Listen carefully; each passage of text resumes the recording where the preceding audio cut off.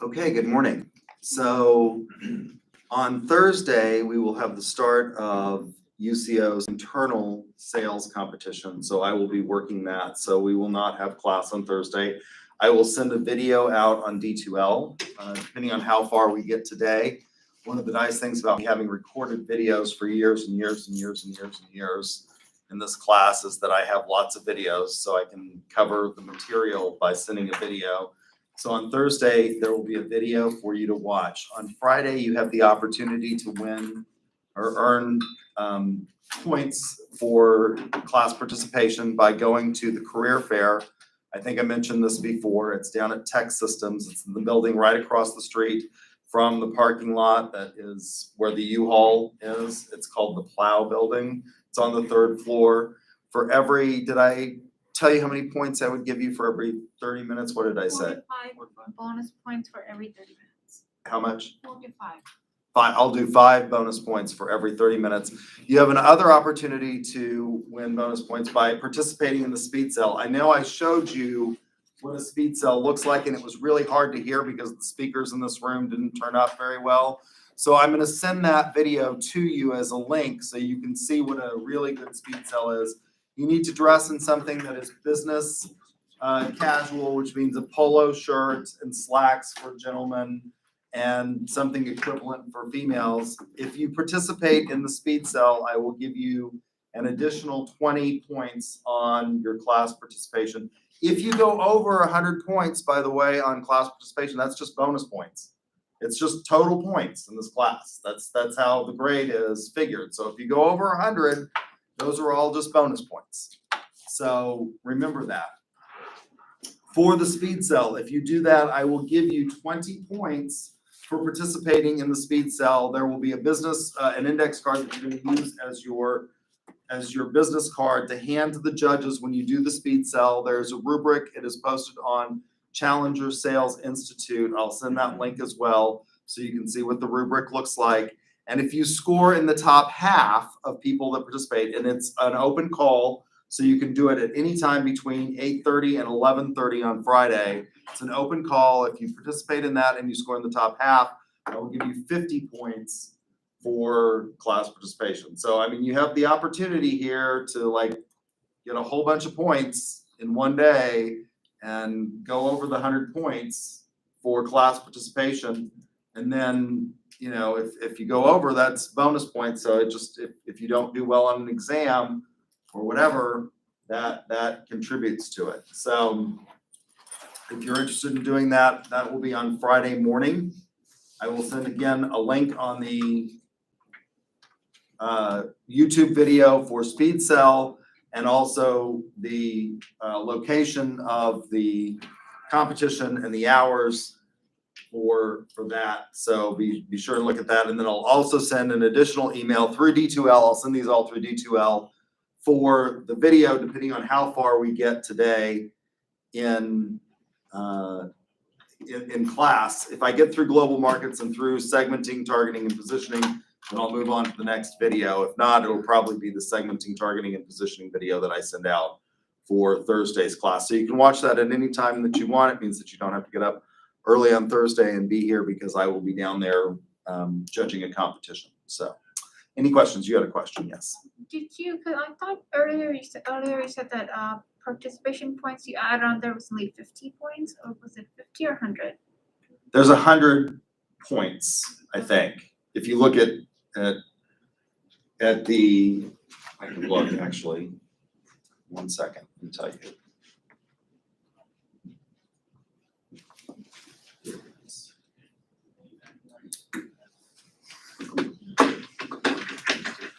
Oh, it's only 50. So if you go over, that's, yeah, that's all basically bonus points.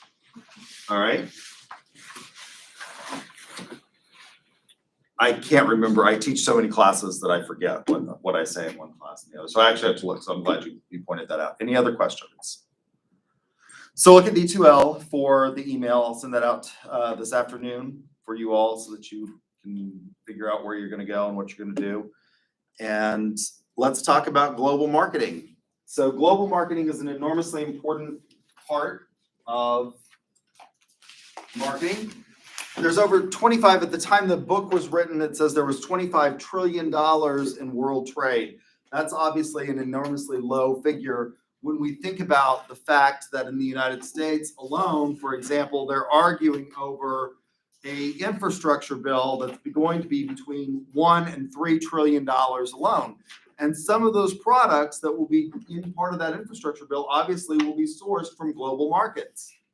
So it's a huge impact on the world economy. If you had gone to business school 50 years ago, the chances were that you might not be involved at least directly in global marketing, but today you are involved in global marketing because almost everything that we wear, that we use, is sourced from multiple places. So it's not like you can just sort of ignore it and pretend that it's going to go away. In the United States, 75% of our economy is now based on services. It's financial services, legal, accounting, travel, education, entertainment services, things like that that make up the majority of our post-industrial economy. But on a global scale, 75% is still intangible goods, things that we can touch, taste, smell, feel, and only 25% is in services. Of course, that will change over time as we become more and more a post-industrial world. Those figures will change, and we'll see more and more services being important in more and more countries. The leading exporter is China, followed by Germany and the United States.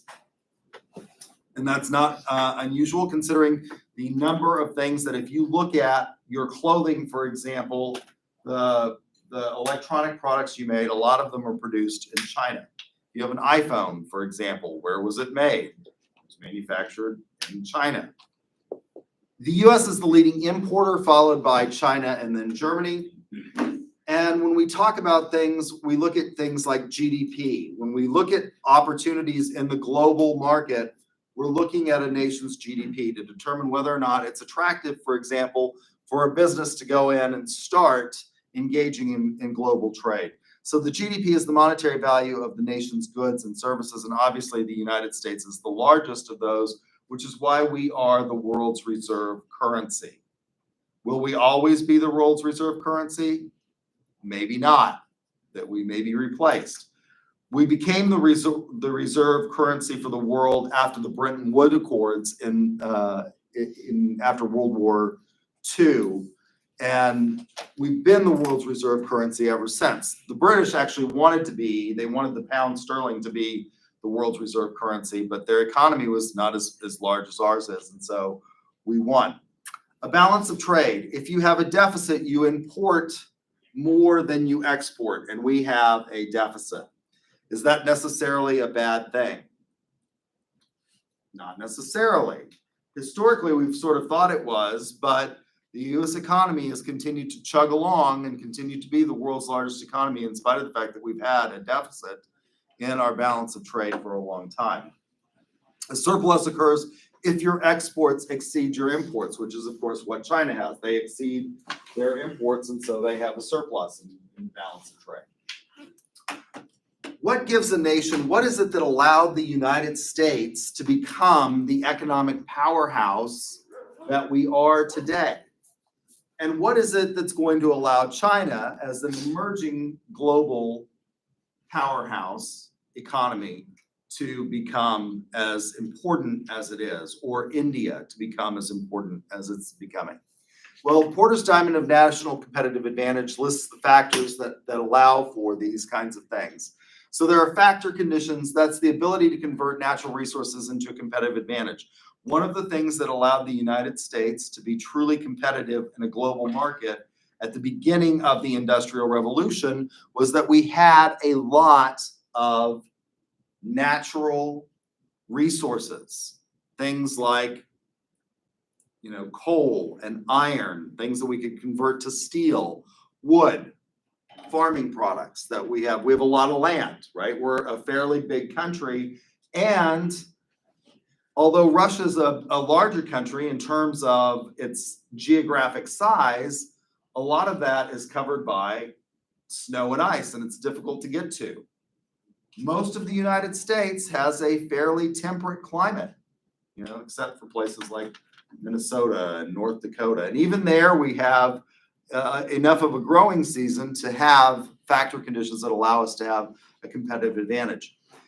We had enormously sophisticated domestic consumers that has allowed us to expand. Why do we have such wonderful consumers in this country? One of the things that's given us a big competitive advantage is early on, we engaged in free public education for our population. Now we have fallen behind in this compared to other industrial and post-industrial economies in terms of the quality of our education. Our secondary education, in terms of college and vocational technical education, is second to none, but in many respects, our primary education and secondary or post-secondary is college, post-secondary is college. Our primary and secondary education have fallen behind places like Germany, which has really increased the competitiveness of their public education for their citizens. Why is it that we've sort of had a problem with public education in the United States, and why is it that we've fallen behind? We were one of the leading powers, and to this day, we produce the finest teachers in the world because we have great colleges of education, and our post-secondary education is open to the largest number of people. In the United States, you can go to, if you want to go to college or you want to go to VOTEC, you can. When I was a foreign exchange student in Germany, and I don't know if this is still the case because this was a long time ago, at the time that I was a foreign exchange student, there were still two Germanys. There was an East Germany and a West Germany, and I was a foreign exchange student in West Germany. And the family that I lived with, the father was the equivalent of a superintendent of public instruction for the little town that I was a foreign exchange student in. And in the German system, it's decided, I think it was like in the fourth grade, based on one high stakes test, whether or not you were going to go to gymnasium, which is the high school that allows you to then go into post-secondary education, or whether or not you would be going to sort of a more vocational technical type of education. That's not true in the United States. If you want to go to college, even if you didn't take all of the right courses in high school to go to college, you can still go to college in this country if you want. And it's become even easier in the last couple of years as a result of COVID. OU and OSU have done away with the ACT and SAT requirements for admission to college. Maybe we should do away with those permanently, because I'm not sure that they're at all a good indicator of your ability to succeed in college. Some people are just not good test takers on high stakes tests. But even if you didn't do well, historically, the way you got into college in the United States was you did the college prep courses in high school and you sat for the SAT or the ACT. When I was in high school, I think you could take the PSAT when you were a sophomore. Does that sound right? It's been a long time since I've been in high school. So you took the sort of the pre-test and saw where you're going to be, and then you did it. But you could take the test over and over and over again until you got the score. And even if you didn't get the score that was necessary to go to places like OU or OSU, you could always go to one of the regional schools that had a lower admission requirement on the ACT or SAT. And even if you didn't meet those, you could still get in by being in the top, percentage, the top quarter or the top half or whatever it is of your high school graduating class. And even if you didn't do that, you could go to a junior college and get your first 2 years of education taken care of, and then transfer in to a 4-year comprehensive institution of higher education. So we've had an enormous amount of opportunity. What has that meant? Well, about 50% of our population attempts some level of post-secondary education. About 25% graduate with a bachelor's degree.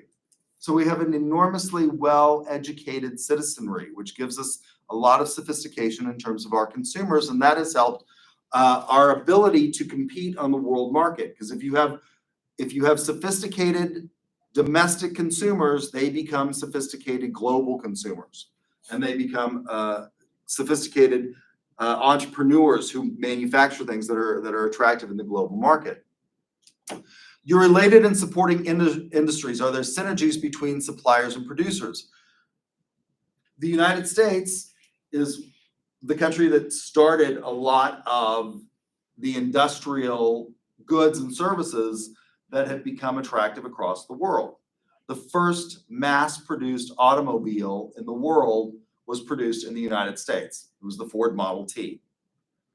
Well, we have the ability to produce steel, which is what you used at that time to produce car parts and car engines, because we had lots of natural mining resources, we had lots of resources in terms of workers, and so there was this synergy between suppliers and producers. Now, there are other countries that were at the beginning of the 20th century positioned just about as well as the United States to take off, and why didn't they? Places like Brazil have an enormous amount of natural resources. Why didn't they? Well, it's largely because they didn't have necessarily the kind of socioeconomic factors that led to a huge rise in the middle class that we had in the United States. Then you have company strategies that affect a nation's ability to engage in competitive global trade. Things like structure, rivalry, national regulatory environment, and competition. The more competitive your environment is, the more producers you have, the better they become at producing things and dealing with challenges that then allow them to export those kinds of goods and services that are of high quality to other nations. What we've seen, generally speaking, until the Trump administration in terms of globalization was a decline in protectionism. Now, under the Trump administration, we saw an increase in protectionism, and he engaged in trade wars with China, which has disrupted the supply chain and has led to a lot of not necessarily great things for our consumers. And that's not me being political, that's just a fact. He said trade wars are easy to win, and we engaged in a trade war. Once you disrupt the supply chain, it's hard to get that back. It's one of the hardest things to readjust in a global economy.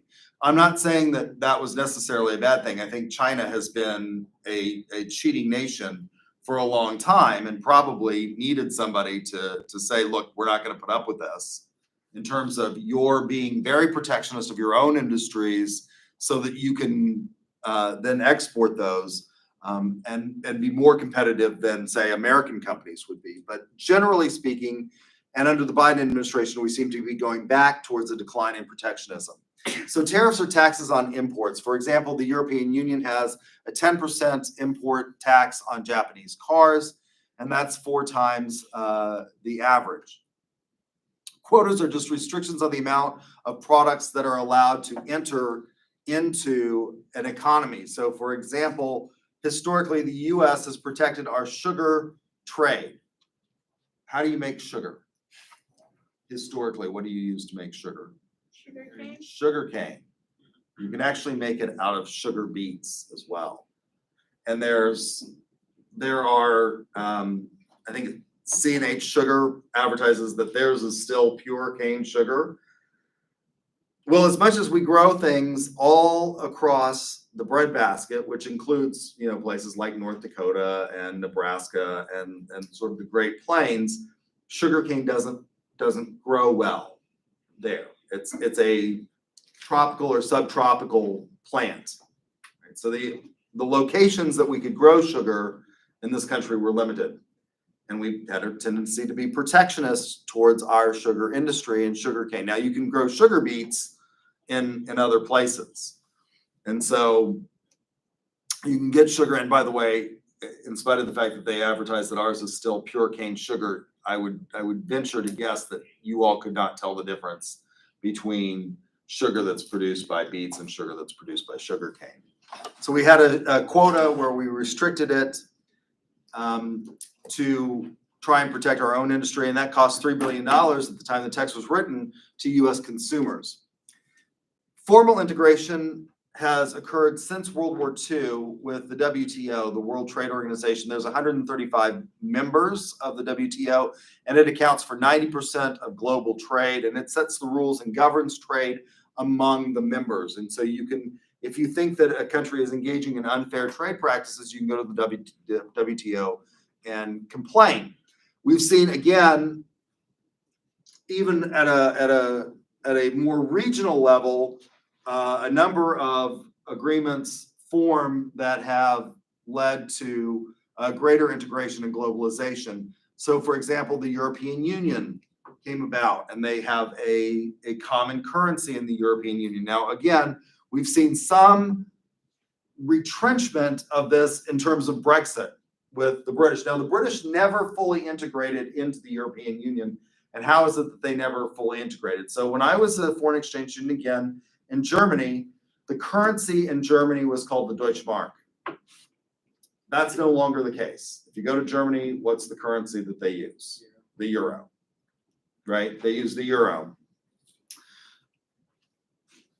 Britain never got rid of the pound sterling. They never fully integrated into the European Union. And they chose to leave.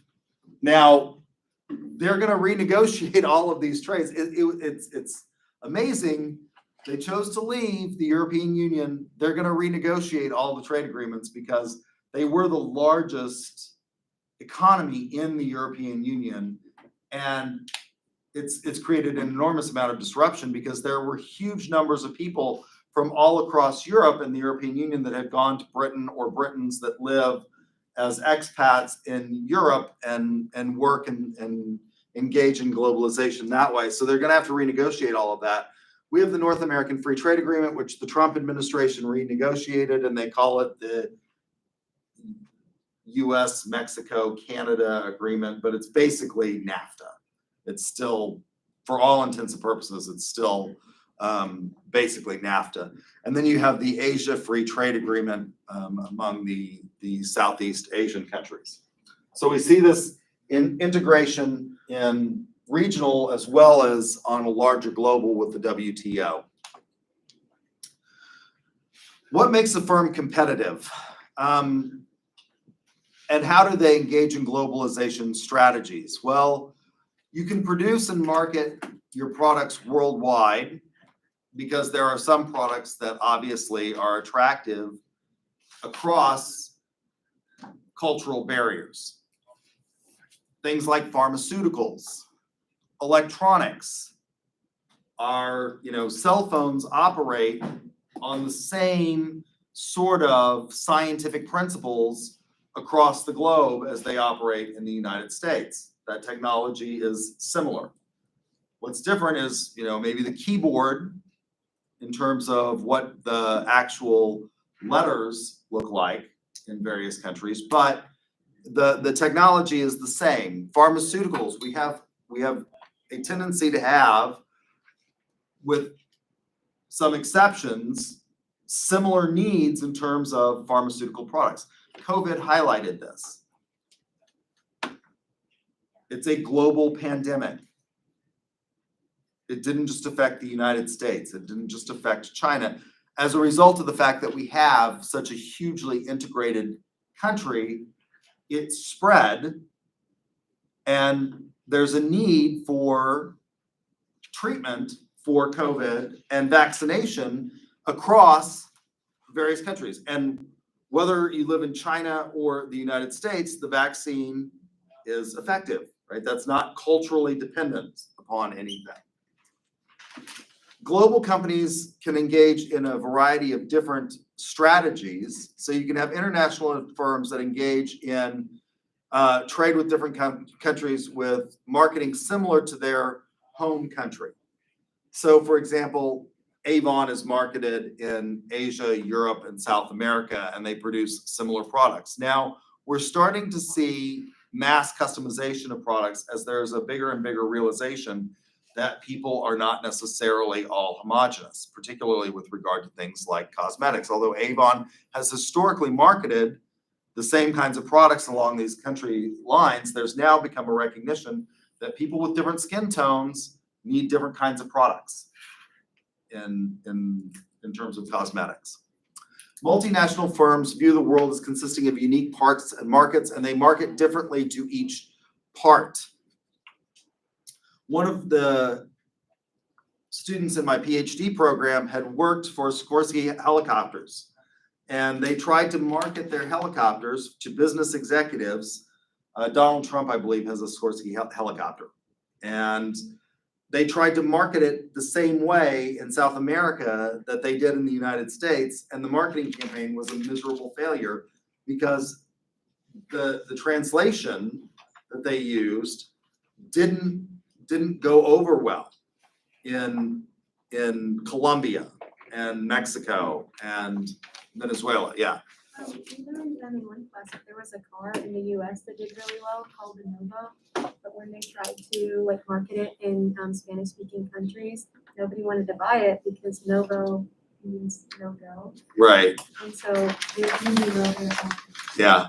Yeah. I mean, it's one of those things that you have to be very careful in terms of your recognition of what things translate into in various languages. So you engage in translation and reverse translation to make sure that the message that you're getting, and you have different translators do it to ensure that the message that you're using is consistent. But even then, you can still run into problems because even if your message is clear, if the needs seem different in those various countries than they do in the United States. The United States is one of the countries that works the longest.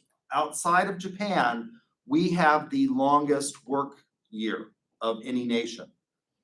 The standard, one of the reasons that I chose the profession I'm in is because there's lots of time off in being a college professor. We get, 3 weeks at Christmas off. What do most people get if you work in an American company in terms of your time off for Christmas? Yeah, when I worked for an American company, an educational software publisher, we got Christmas Eve off and Christmas Day. And then we came back to work and you got New Year's Day off. You didn't get New Year's Eve off. You got New Year's Day. 3 days. As opposed to college professors who get, the university closes, nobody's here, we get all that time off. We work more than any place else. And the way they marketed this helicopter was as a product that, busy executives needed so that they could work harder. And that didn't play well in South America, where there is a much more culturally sensitive recognition of a work-life balance. You can have a transnational firm which views the world as one market and standardize as products where there are similarities and uses a global marketing strategy, and then also maybe customizes where there are some differences. Global consumers, there is an emerging middle class on a global level. The United States used to be very unique in that historically most countries have a bimodal distribution of wealth, with a very small percentage of the population being enormously wealthy and most people not being so wealthy. And if they had a middle class, it was also very small. The United States has a broad, or historically a broad, range and distribution of wealth that more resembles sort of what we might call the standard distribution or the bell curve, where the vast majority of people fall in the center of that curve, and instead of out on the tails of the curve. Now that is changing in the United States. What we're seeing is a much more tightening of the distribution and a shrinking of the middle class, which is going to be problematic if it continues. And we're going to have to figure out some way of getting that middle class back. But we're seeing a global emergence of a middle class and global consumers from different nations with similar needs. So this big global middle class, they want to travel, they want to engage in cultural, you know, participation of the arts and music and concerts and things like that. As we're seeing more and more in places like China, which has historically had a very large population that has lived on subsistence, emerging as being much more of a middle class and a middle class dominance of their economy coming into being. What are some of the things that contribute to being successful, again, in the global market? It's an understanding of culture. So what is culture?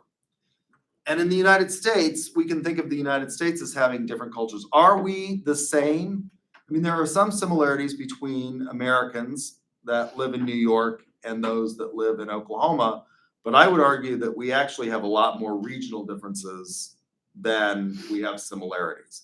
There are some things, share some cultural icons, you know, the American flag, baseball, apple pie, love of our mothers, things like that. But there are also regional differences in the United States. What's the big difference between Oklahoma and New York, for example? Accents. What? Accents. You said accents or Yeah. taxes? Accents. Accents. The way they talk, They talk funny in New York? I would say so. How do they, what's I feel it? like they carry out like they're like R's and they talk more like open mouth, Okay. carry everything out, There's even a big difference in living style. between New Jersey and New York. There's a definite Jersey accent that's different. In Oklahoma, when I moved here in 1986, most people had a pretty strong Southern accent. As we have had more and more people move into Oklahoma and fewer people that were born and raised here, that accent has become less pronounced than it is if you go to someplace like Southern Louisiana, where there is a strong Cajun influence and accent. What else did you say? I would say the attitude also. I heard like people in New York are a lot meaner versus Oklahoma. You think that people in New York are meaner?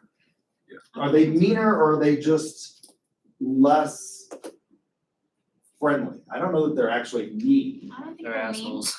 I don't think they're mean. There you go. I think it's a big city culture. I grew up in a big city. I totally understand it. I don't think they're mean.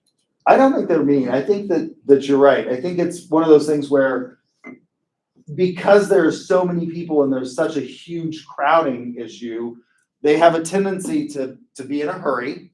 And for example, if you're, you know, when the light says go on the walk sign, you'd better cross because they're all going to cross. I don't think that's mean. I think it's just a recognition of like you don't have a lot of time to stand there and meander across the street. There's a massive number of people that need to get places and that makes it difficult. One of the things that I think is great about Oklahoma City is I think Oklahoma City is actually one of the easiest cities, big cities to get around in terms of driving because you can get almost anywhere fairly quickly on an interstate. I would say political beliefs. They're a blue state, we're a red state. Okay, they're a blue state. We are the reddest of the red, aren't we? We are the only state that can say we had not one county, not even red Texas, had every single county go against the Democrats, right? So when Barack Obama ran 2 times, he lost every single county in Oklahoma, all 77 counties. Even Texas, he won counties in Texas, which is sort of remarkable. And that's a big difference. New York elected Hillary Clinton. We would never elect. Of course, the southern border is more liberal. What's I that? said, of course, the southern border is all blue, like that along Texas. Oh, yeah. I mean, it's a much more heterogeneous political community than we have in Oklahoma, where we're still more isolated. The value of money, kind of like the housing you said before, how like 1.2 million for just an apartment. Oh, yeah. here. And an apartment that literally, it was 2 bedrooms and a kitchen and a bathroom, and that apartment would fit in this classroom. And she paid 1.2 million. And when she saw my house, she's like, how many millions of dollars is this? And I was like, 125,000. And it had a big lot. And they couldn't believe it. Now you can't buy my house today. The last I sold it when I went to the PhD program. And the last time it sold, which was about 6 months ago, it sold for $500,000, which is a big difference. Yeah, you were next. I They think. don't do like sales tax on clothes? Yeah, we have different taxation systems in the United States. We don't tax pharmaceuticals. They do in other states. Montana has no sales tax whatsoever. So there is a difference there in terms of our tax system. One of the things that makes Texas, for example, attractive for a lot of businesses to move there is there's no income tax in Texas. We have an income tax in Oklahoma, but there's no income tax in Texas. I was just gonna say, like I've heard like if you go, for example, like into McDonald's, you can't just go in like to use the restroom. Like you actually have to go in and like Buy purchase food. something, yeah. There's no, it's not just like you can waltz in and go. Yeah, I don't know if that's true in New York or not. I don't remember visiting a McDonald's in New York City when I was there last, but I'll take your word for it. Going back to the West versus the East Coast, someone said when I describe the East Coast versus West Coast culture to my friends, I often say the East Coast is kind but not nice, and the West Coast is nice but not kind. And then he explained it. He said, niceness is saying I'm sorry you're cold, but while kindness maybe, oh, you said that 5 times, here's a sweater. Right. Okay. Yeah. One of the things that they did is they did a study years ago on the differences, and they found the further west you went, the more likely people were to, they had a man like kind of sit down on his suitcase and look like he was in pain. And in New York City, no one paid any attention. And the further west you got, the more, until you get to Los Angeles. And there, people are terrified of, strangers. It's again, stranger danger phenomenon. But like in Oklahoma City, people were like, are you okay? Do you need me to call an ambulance? Or, do you need a hospital, a doctor? And that was different. Like in New York City, people just like, they just are oblivious to it because they see so much of it that if you stopped for everybody, you would be stopping all day long, right? Because of the homeless population and things like that. I guess way of life is different because like the jobs are different. I guess Oklahoma has a lot more agricultural stuff than like New York City would have. So I think values on like what you want and how you spend your time. That's true, although the number of people engaged in agriculture, even though in Oklahoma, is decreasing significantly, isn't it? It used to be that it took an enormous amount of manpower to farm a huge acreage because you had to plow and you plowed with a mule or a horse and then you had to harvest.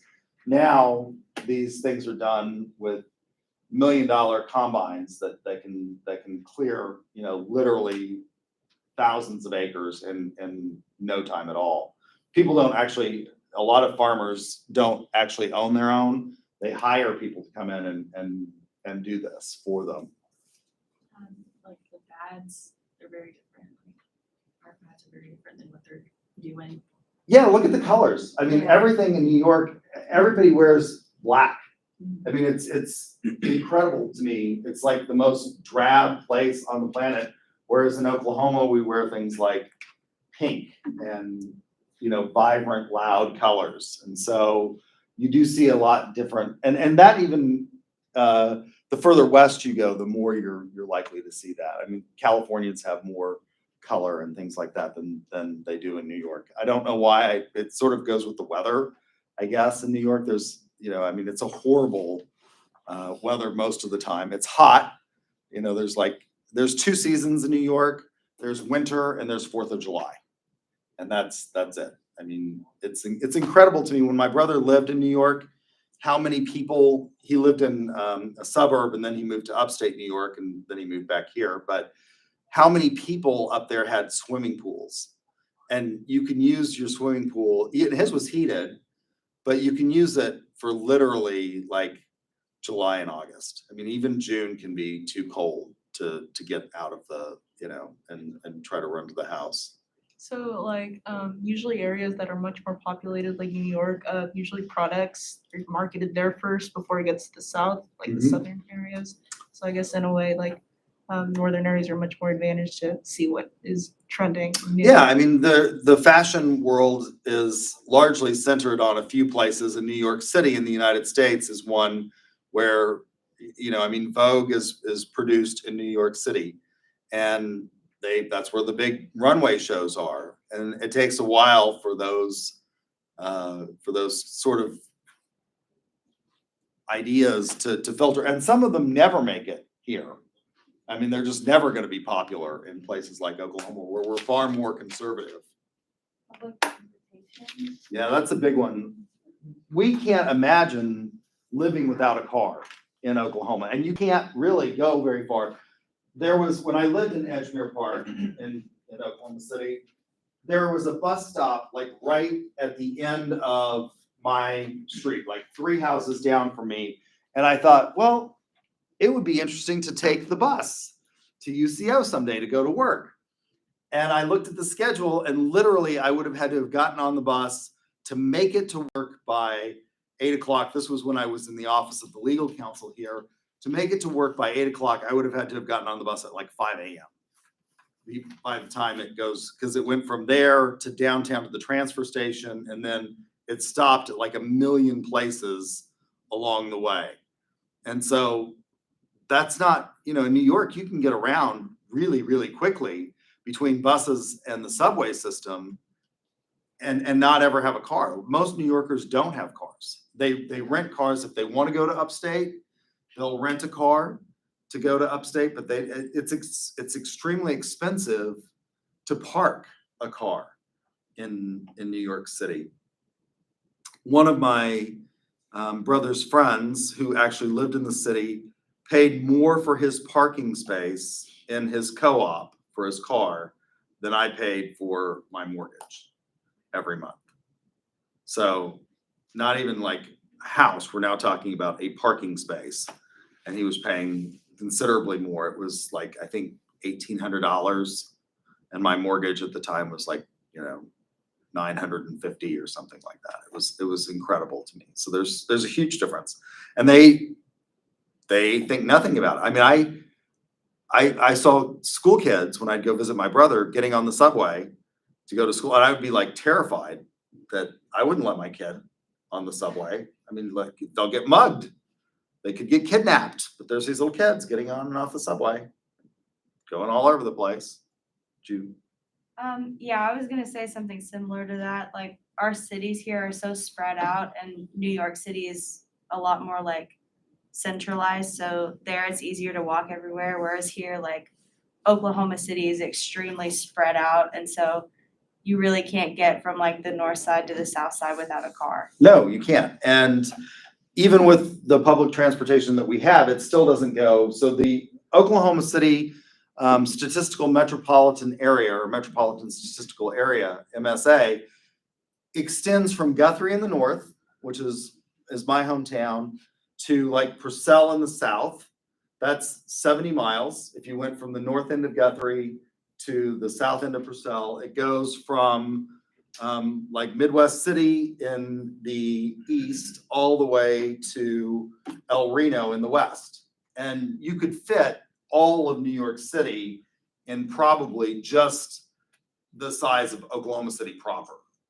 And so we have this huge, you know, landmass that we occupy, and it's much smaller. That makes it really easy to have effective public transportation, because you're not running subway lines, you know, literally hundreds of thousands of miles to get to the locations that you need them. Anybody else?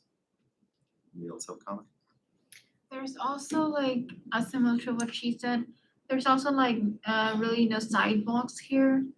No, that's another thing. And that's one of the things that Mick Cornett, when he was mayor, tried to increase, because we have we're also one of the heavier cities. Our BMI on average is much higher in Oklahoma than it is in places like New York.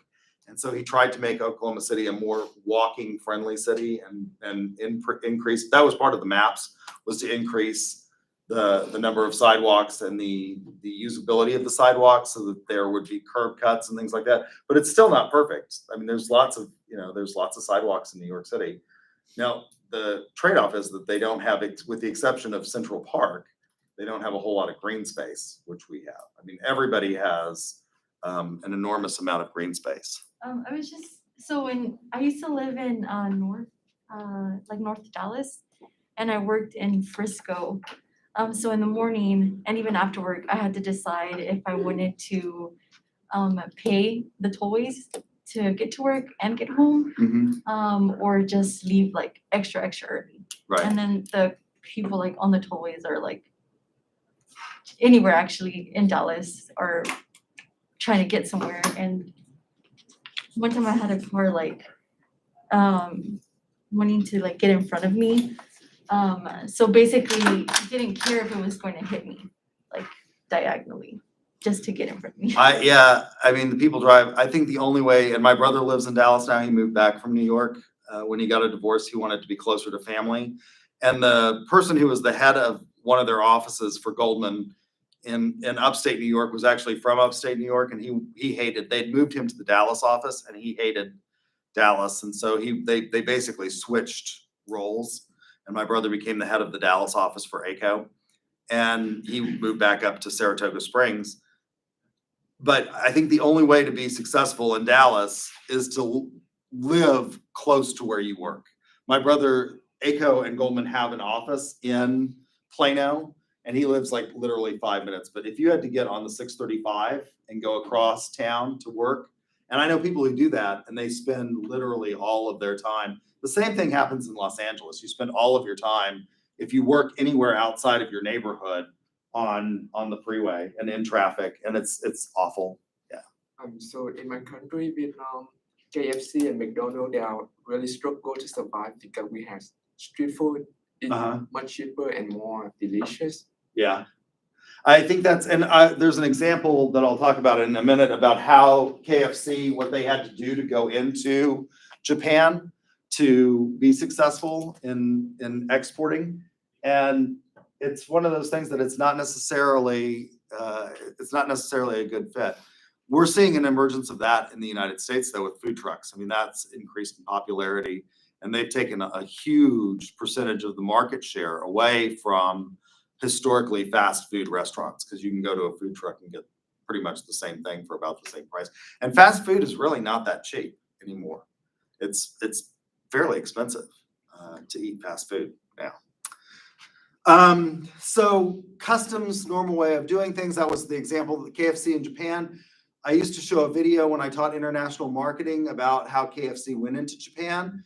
And in the United States, if you want to open a business, what do? Well, you go and you start a business, and then you don't have to ask anybody. But in Japan, because they have such a social hierarchy, it involves going around to the businesses in the area that you're going to be locating in and asking for their permission to open your business. And so KFC had to do this, and understanding the differences in the way that they want to present food. In the United States, the people, I mean, you see the pictures of the food that McDonald's supposedly has, and then you see what you actually get, and they don't seem to look at all the same.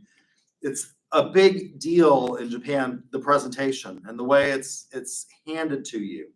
In the United States, the kid behind the counter at McDonald's is likely to throw the bag at you and move on to the next person. And in Japan, they go through this whole thing about how they have to hand the bag with two hands to the customer. And that's enormously important to understand those kinds of customs. Symbols are enormously important. So semiotics is the study of symbols and meaning for people and what that entails. One of the things that they used to have, MGM's symbol is the lion. And so the MGM Grand Casino in Las Vegas, you used to enter through this enormous mouth, this enormous lion's head in the mouth of the lion. Well, as Chinese people started increasing, as the global consumer and the middle class emerged in China, they think it's unlucky to enter into the mouth of the lion. And so they had to, if they wanted to get those customers into the casino, they had to change the way the entrance looked, because that was an unlucky symbol. Language, the use of translation and back translation and a second interpreter to translate. It's important. The things that we say, for example, the word for bad in French can mean something completely evil or just, bad in an ordinary sense. So, for example, if I said Jamal al-Tet, I have a headache, you're not saying I have evil in my head, but it's the same word. And understanding that those subtle differences are important.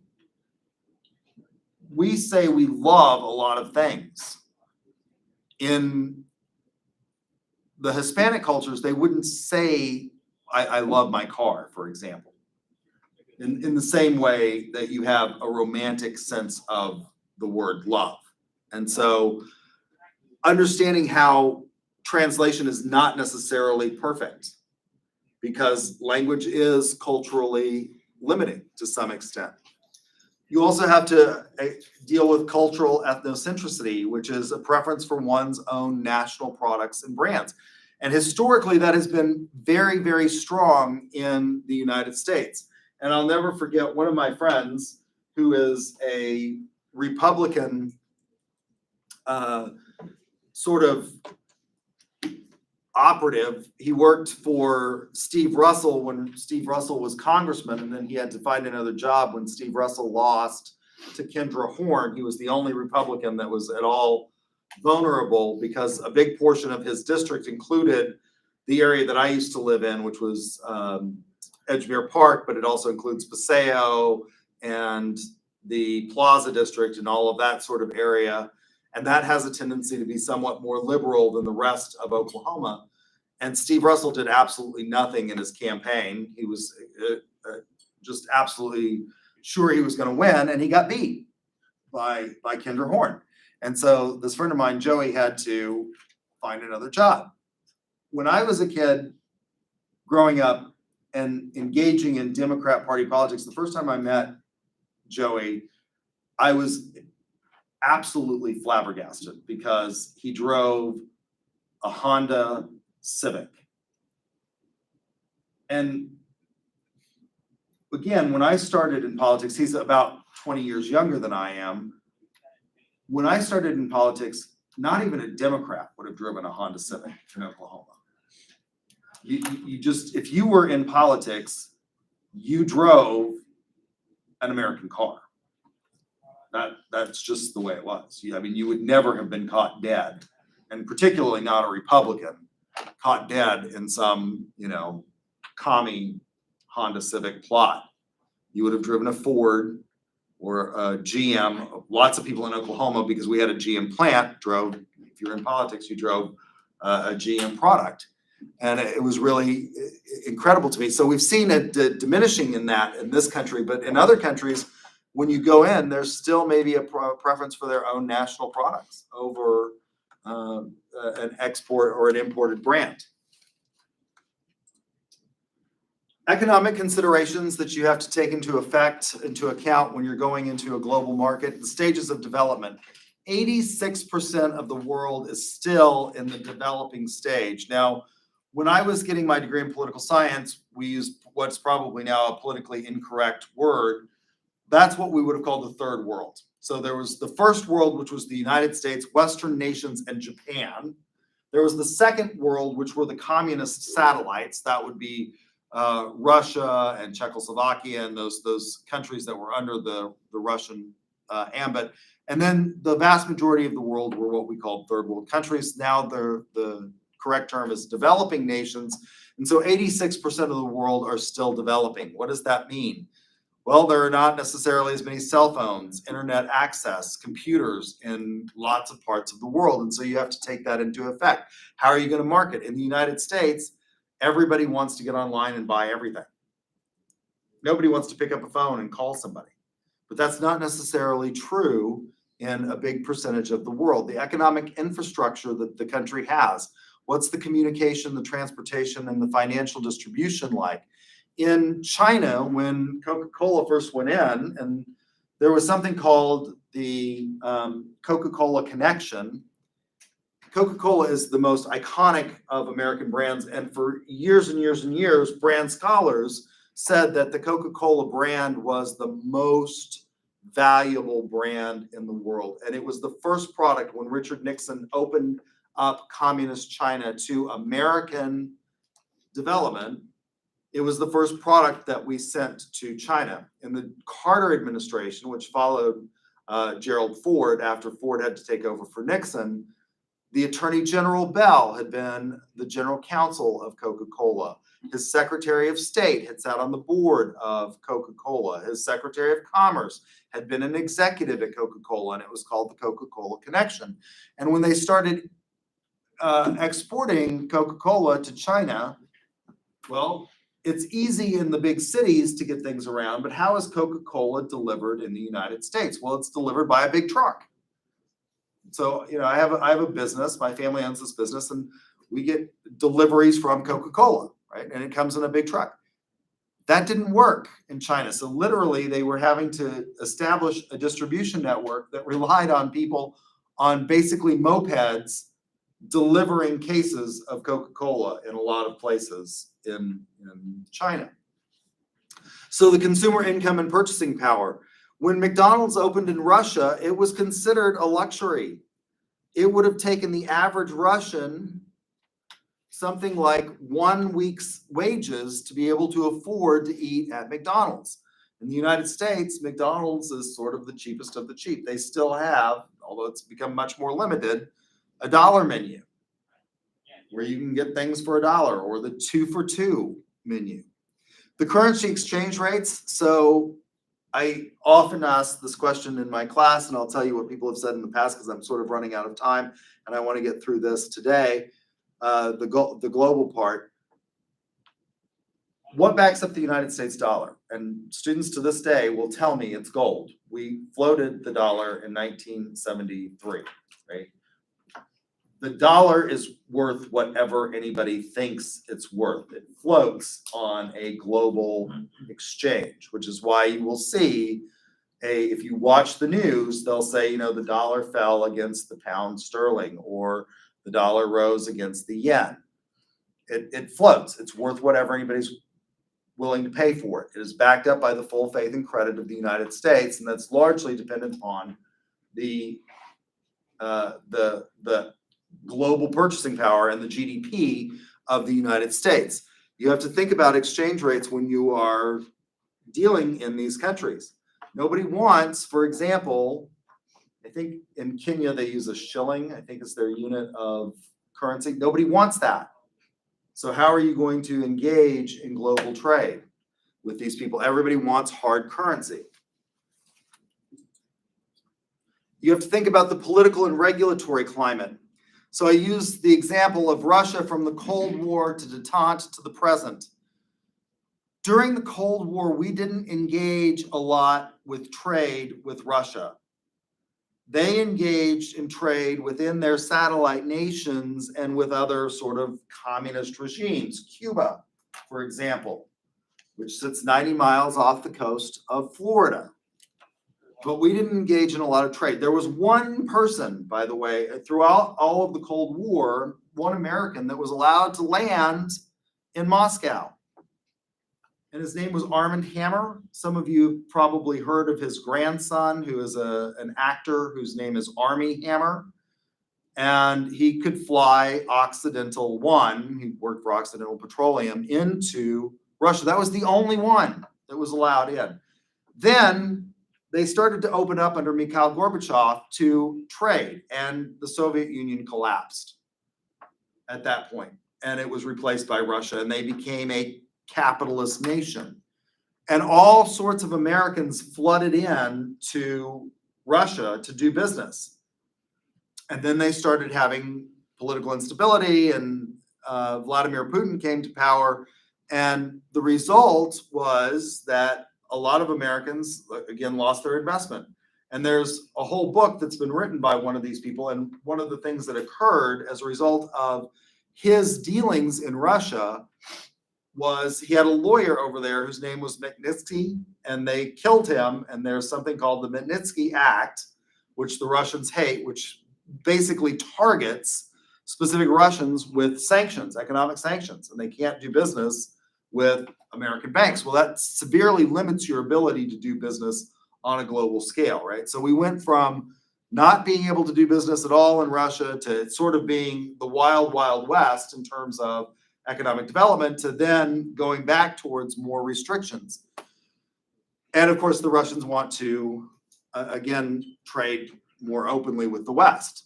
So trade regulations, prohibitions on things like direct-to-consumer marketing of pharmaceuticals. We're the only nation, along with New Zealand, there are only 2 nations in the world that allow direct-to-consumer advertising of pharmaceutical products. No other country allows this. We allow it because we have such a strong First Amendment, right? There are 5 rights that are listed in the First Amendment to the United States Constitution, and the most important of those for most of us, and in the business world, is free speech. And that's highly, highly open. In other countries, they don't have that sort of love, even in Western democracies, of absolute, freedom of speech. You can say a lot of things in the United States that you can't say in other places. And in other places, if you say them, in some countries, for example, if you libel or slander somebody, it's not just a civil offense, it's a crime, and you can go to jail. In the United States, we generally say you can say whatever, and particularly about celebrities. Anybody who's in the public eye, they have a lowered expectation of what can be said about them. And so you have to prove that not only was the statement materially false, but that it was outrageous and that, it was caused grave economic harm to these individuals. It's the reason why, for example, Tom Cruise has not been able to do anything. He's sued lots of people for claiming that he's a homosexual. At one point in time, when Tom Cruise started his career in Hollywood, being gay was the kiss of death. That's no longer the case. But South Park actually did a whole episode where they made fun of him. It was come out of the closet, Tom. And in other countries, you couldn't do that. You could be not only sued civilly, but you could be held criminally liable. In the United States, we have this love of free speech to the extent that it's very difficult. Libel and slander suits are disfavored because of our First Amendment protections.